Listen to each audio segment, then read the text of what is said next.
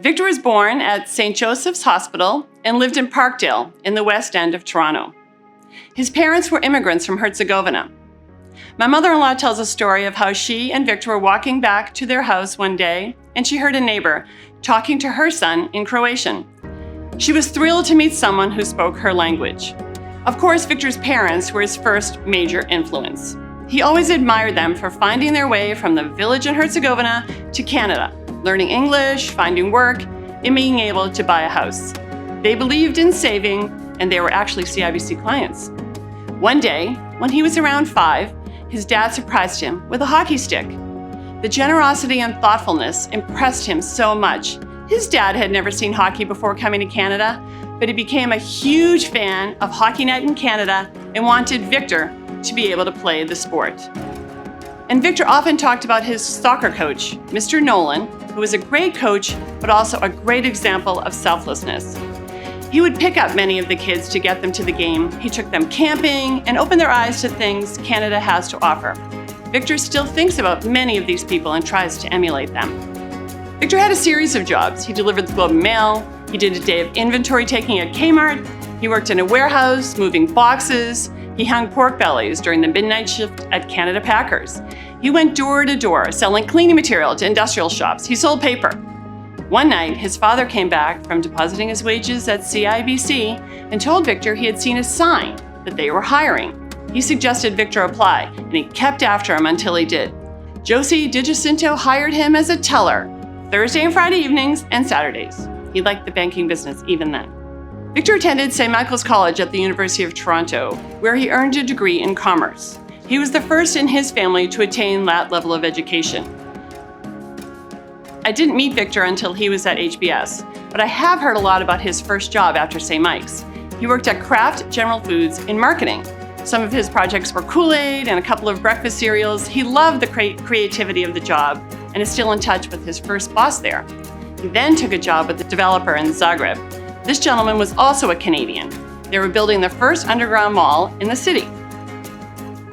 After business school, Victor worked at McKinsey and then joined one of his clients, Atlas Mutual Funds, as CEO. That business was sold to Merrill Lynch and Victor was transferred to New York. Shortly after that, he began to work on a joint venture with HSBC and Merrill Lynch. When the joint venture wound up, Victor knew he wanted to return to Canada. He made a lot of calls and received 2 responses, the late Honorable Michael Wilson and Jerry McCaughey. Michael hired him to work at UBS, where he split his time between Toronto and Chicago. Then he was able to join CIBC in 2005, and he has been there ever since. Those 2 men were very important to Victor. In addition, as CEO, he has had 2 wonderful board chairs, John Manley and Kate Stevenson. All of them believed in him, and he will always be grateful to them for their support. Victor is a strong believer that everyone has the responsibility to give back to the community in whatever way they can. We've supported CAMH, St. Michael's College at U of T, and the United Way. But beyond that, Victor gives of his time. Victor sat on the board of the Soulpepper Theatre Company and Catalyst. He chaired the United Way campaign in 2024. He co-chaired the campaign for St. Joseph's Hospital, meeting with donors and convincing them to consider a donation to the hospital. We love going to the Run for the Cure and meeting all the CIBC employees who come out to raise money in support of breast cancer research. Victor does care about people who have a vision and a passion. He often comes home and tells me, I met the most amazing people. And he's been so lucky that almost every day he's gotten to meet someone that's doing something super interesting. If it's somebody with a small idea for a startup, if it's a student who has an idea of something to do on campus, Victor loves hearing the stories and he loves being as supportive and as helpful as he can. When we visited Pier 21, he was visibly moved by the hope that ignited so many immigrants, including his parents. He believes in the values of our great country and will continue to work to make it the best possible place. Victor is always at work on Canada. He's at work through the Business Council. He's at work on trade issues. He's at work on economic issues. And of course, he's at work on charitable issues. So he's impacted the country and he's changed his industry. Victor's parents, like my own, held family, hard work, and giving back to the community as core values. These values remain central to who he is today. He demonstrates integrity in every decision, fosters open communication, and consistently leads by example, inspiring everyone around him to bring their best. I think Victor really cares about people.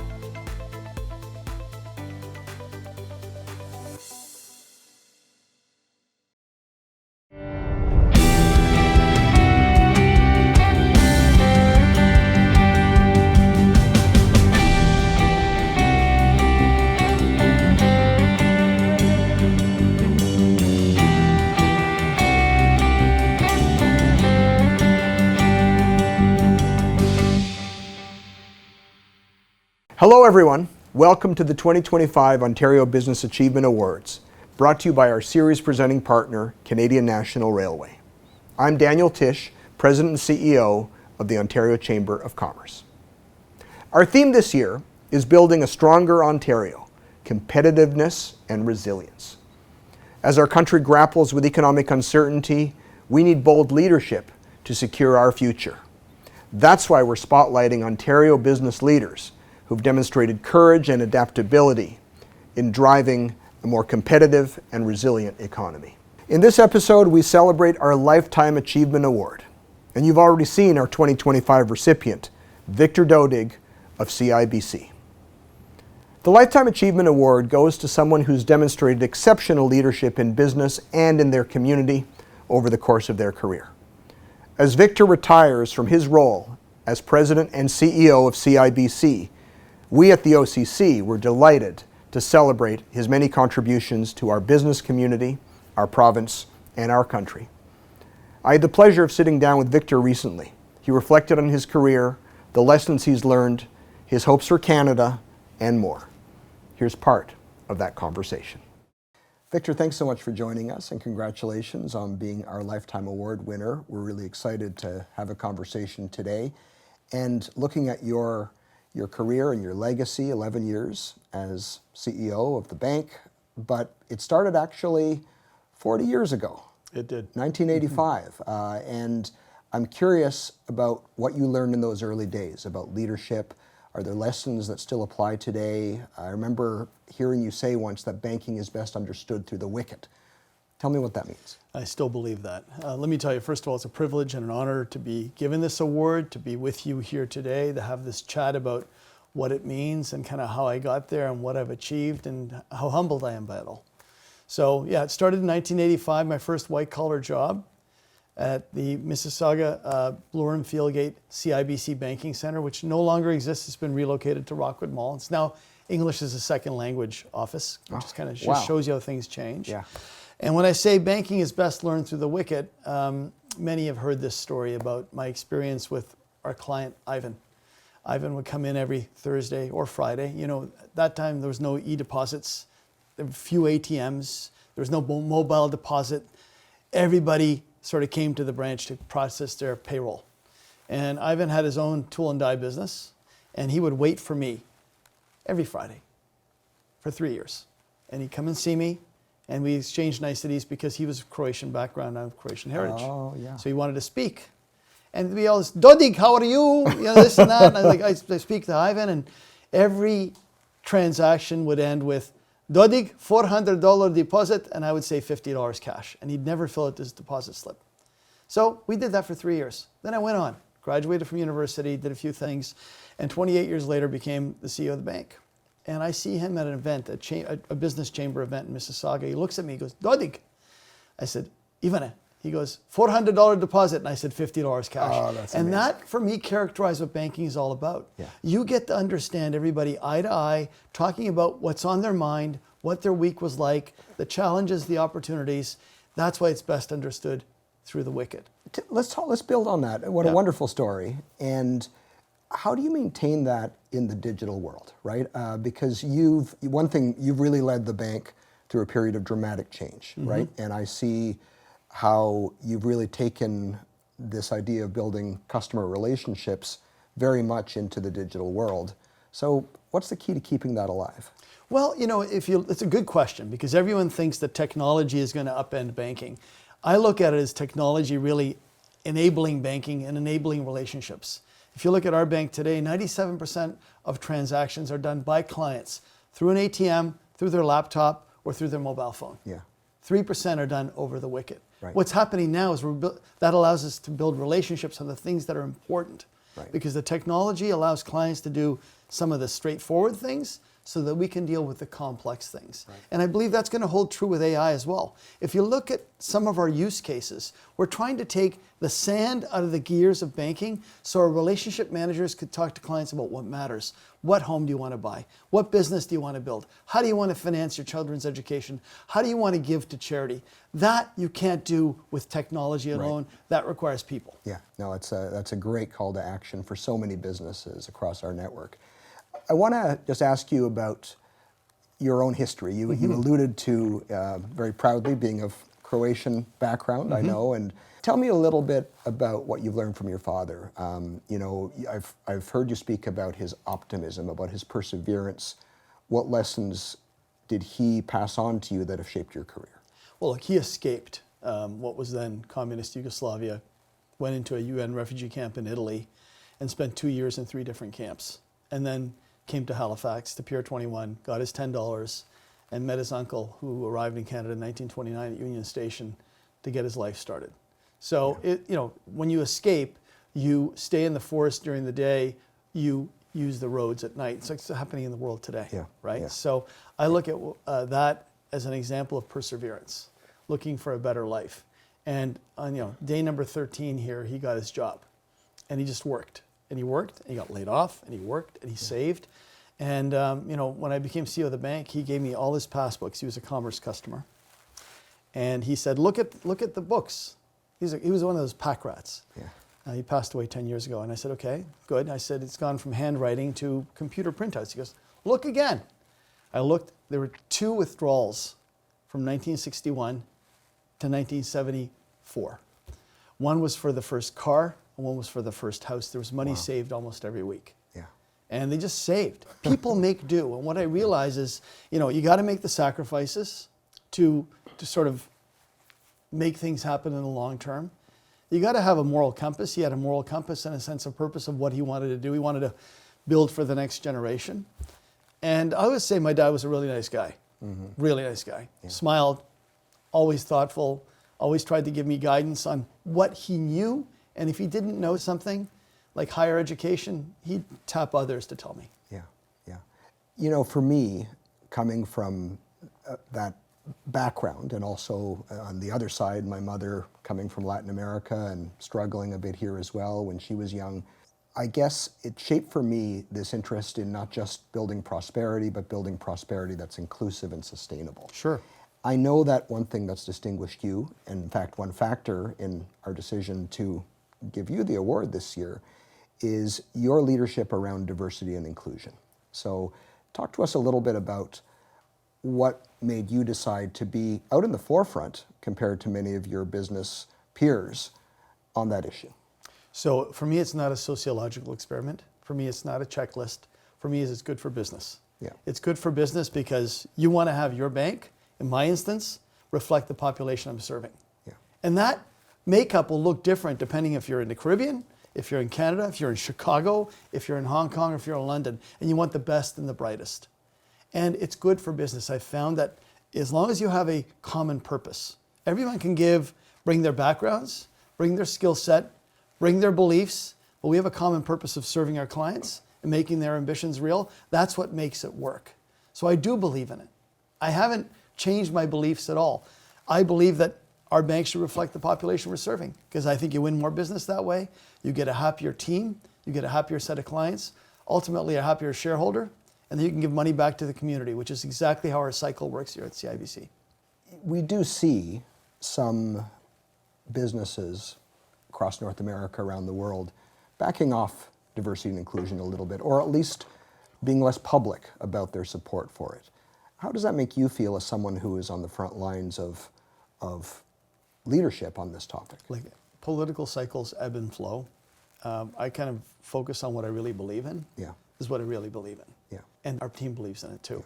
So our theme for this year's awards is Building a Stronger Ontario, Competitiveness and Resilience, which seem to be 2 watchwords for the big challenges we have as a nation, but also the big opportunities that we have. And I want to talk a little bit about that. You know, your family, of course, a great story of resilience. Tell me a little bit about what we need to do as businesses to build resilience in our economy today. So I'm a product of Ontario. It was a place to stand, a place to grow, Ontario area. I remember that. I remember it very well. I remember Bill Davis. I remember all the premiers that kind of came after him.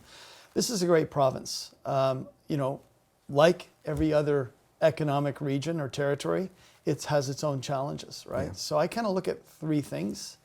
One is the more that government can provide tailwinds to business to invest, smart regulation, not over-regulation, provide them with a little bit of incentive to move forward, the better. I think we're all trying to do that. It's got to be more substantive. Can we move things more quickly? I think the second thing we need to do is attract more capital to our country, not only from our pension plans, and they'll come when the projects are there and they're very easily visible in terms of investment, but also from foreign investors and also from affluent Canadians to invest in our economy. We need more capital. We have bank capital that can be released to invest. We need more private capital to move the projects forward. The third thing I'd say is talent, and not talent in its generic sense. Yes, we need the hard skills. We need to give young people hope that there's a real way of creating opportunity in our province today. And I'll tell you, if you talk to most young people, when they earn what they earn out of school living in the city of Toronto and they look at house prices, they say, this is not achievable. I can't achieve what my parents achieved. So I think the government needs to really think hard about how tax policy can benefit a demographic that doesn't seem to get any benefit at all. I know that you've got great respect for the history of the institution that you've led for so long and been a part of for so long. And I know that you haven't just held the CEO's job, you've also led in retail, you've led in wealth management. How do you look at your tenure with the bank through that long-term lens, an institution that's literally older than Canada itself? Yeah, we were incorporated on May the 15th, 1867, and the Bank of Commerce was started to provide credit to small businesses which couldn't get access to credit. That's why it was called the Bank of Commerce. Right. Our roots actually go back to the Halifax Banking Company of 1825. That's all part of what is the Commerce today. My leadership tenure of 11 years, captain of the team, is a chapter in an overall history that's almost 160 years. Everyone that's led our bank with our team has had an impact to shape it for the next generation. And that's what you do. You take the role that you're given to give it to the next leader. And that'll be Harry Cullum, starting November the 1st of 2025. If I look at what has occurred over the past 11 years, we as a team set out a strategy to build a relationship-oriented bank, to build one for the modern world. What does that mean? Invest in your client relationships, invest in your people, and invest in foundational technology to change the bank. And today we have our highest client experience scores that we've ever seen, highest employee satisfaction scores, really top-tier shareholder returns when we compare ourselves to our peer group, and we give back to the community. And we feel really, really good about that. I feel really good about Harry taking the role on with the team. You know, we've got a blueprint of a strategy that's working. I know they're going to take that forward. They're going to embrace the new technology changes that are within kind of our fold today and that will continue to emerge to shape our bank and to allow us to build those stronger relationships with our clients. So I'm confident about the future. I'm confident about what we've achieved over the last 11 years. And I'm grateful to those who've walked before me. I mean, we had Jerry McCaughey retired, and he did a great job during the great financial crisis. And we also had two leaders before Jerry, the late John Hunkin and the late Al Flood, who passed away this year. I knew both of them. I saw them both regularly. Both of them started their careers with CIBC. In the instance of Al, he started at the age of 15. That's amazing. Worked his entire life here. Wow. John, from graduating from university, worked his entire life here. His father was an executive here. Like, we are dyed-in-the-wool CIBC team members. And they've had their mark, whether it was expanding into capital markets or bringing client relationships back to banking, which is what Al was really known for. They all had their mark. And that's the beauty of this. Every institution has great alumni. I'm proud to be a great alumni going forward. Yeah, that's great.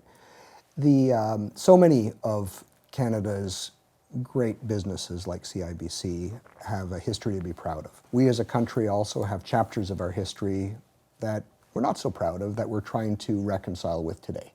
And when we're taping this interview today, it's actually the National Day of Truth and Reconciliation. It is. And as someone who has, I think, reflected very thoughtfully on how the bank needs to change to reflect today's diversity and to include more of it in your leadership team, on your board, in your staff, how do we make space for these difficult conversations and achieve reconciliation with Indigenous people, nations, and communities as businesses? So Dan, it's been a big focus for us. One has been just the focus on the past and understanding the past, and understanding the past in such a way that it never gets repeated in the future.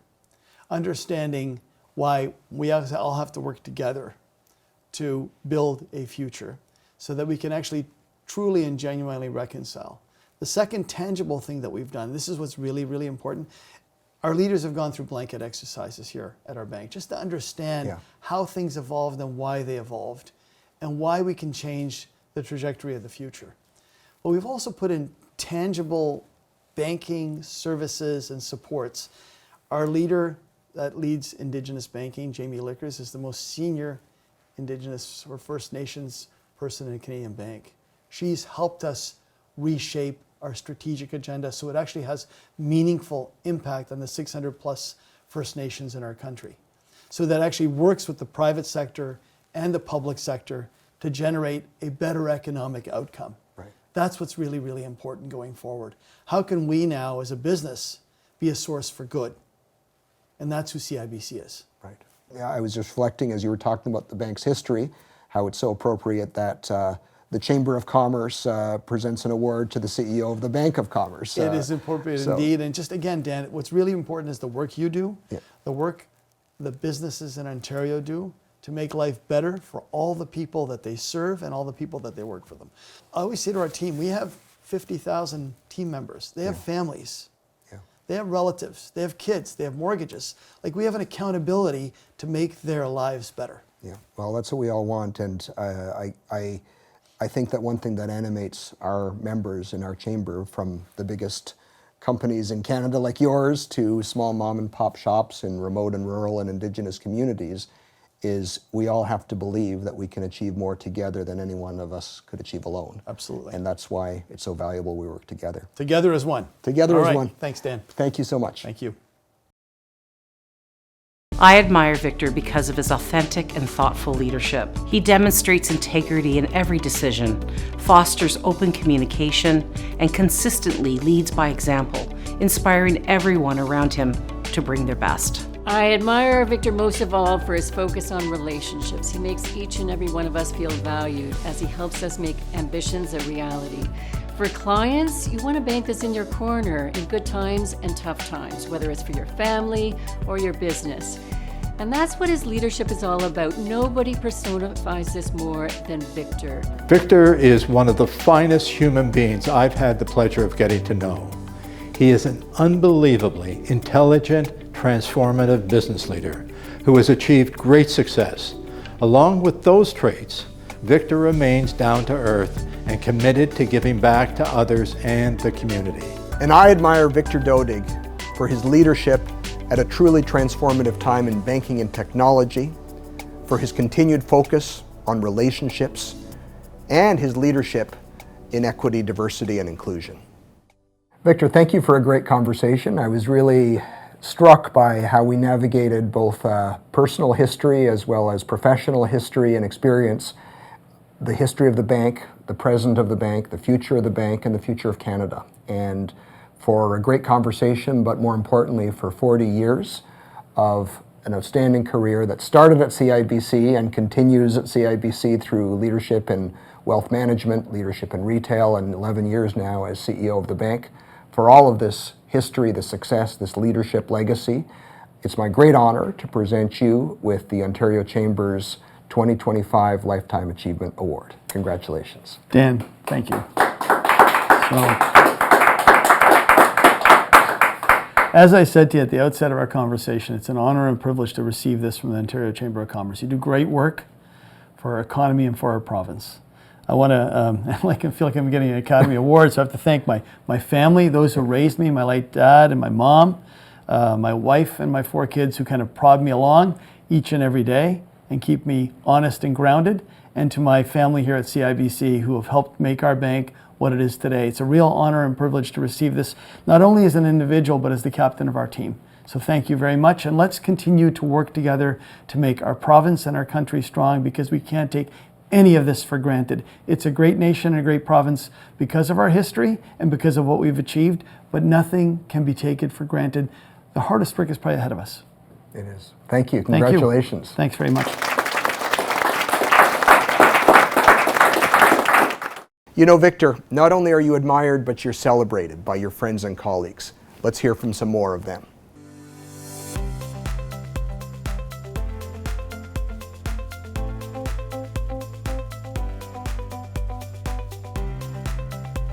Victor, congratulations on all that you have accomplished, and thank you for your visionary leadership and, more importantly, the friendship over the years. Your commitment to building a purpose-led, caring and connected culture has left a lasting mark on CIBC and to me personally. You have inspired us all to lead with empathy, integrity, and a deep sense of purpose. Thank you. Thank you for everything you have done for our bank and our team. So, Victor, my friend, a qualified congratulations. Congratulations on all the work you've done so far. You've certainly done a fabulous job at the bank as a shareholder. I can attest to that and express my happiness about that. You've transformed the bank. It's been terrific to watch and experience as a client and somebody with a great relationship with your bank. But Canada's not there yet, Victor. There's work to do. So I don't expect you're done. I hope you're not done. And I'm happy to support you in anything you choose to do going forward. Victor, I'd like to extend my heartfelt congratulations on this well-deserved recognition. Your unwavering commitment and dedication to excellence have left an indelible mark on CIBC and on Ontario and the country. For me to have had a front row seat to your visionary and inspiring leadership has truly been an honor. I've loved having you as the captain of our team, as a partner, and as a friend. Victor, congratulations on your Ontario Chamber of Commerce Lifetime Achievement Award. It's such a well-deserved recognition of not only your professional accomplishments, but also of the person you are. Your leadership at CIBC has been transformative, as has your commitment to creating opportunities, building stronger communities, and leading with integrity. You inspire us all, and we are thankful for your leadership and friendship. Congratulations, Victor.